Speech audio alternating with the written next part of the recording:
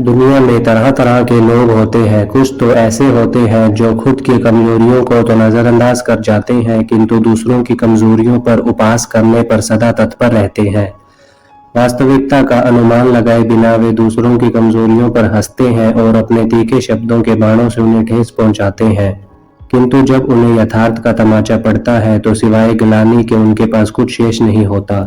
आज हम आपको एक अंधे व्यक्ति की कहानी बता रहे हैं जिसे ऐसे ही लोगों के उपहास का पात्र बनना पड़ता था। एक गांव में एक अंधा व्यक्ति रहता था। वह रात में जब भी बाहर जाता एक जली हुई लालटेन हमेशा अपने साथ रखता था। एक रात वह अपने दोस्त के घर से भोजन कर अपने घर वापस आ रहा था। हमेशा की तरह उसके हाथ में एक जली हुई लालटेन थी।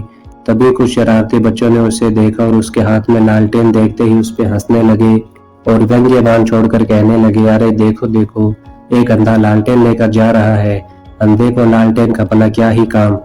उनकी बातें सुनकर अंधा व्यक्ति ठिठक गया और नम्रता से बोला, सही कहते हो बच्चों, मैं तो अंधा हूँ, देख नहीं सकता, मेरी दुनिया तो सदा अंधेरा रहा है, मुझे लालटेन का क्या काम। मेरी आदत तो अंधेरे में ही जीने की है, लेकिन आप जैसे आंखों वाले लोगों को तो अंधेरे में जीने की आदत नहीं होती। आप लोगों को अंधेरे में देखने में समस्या हो सकती है।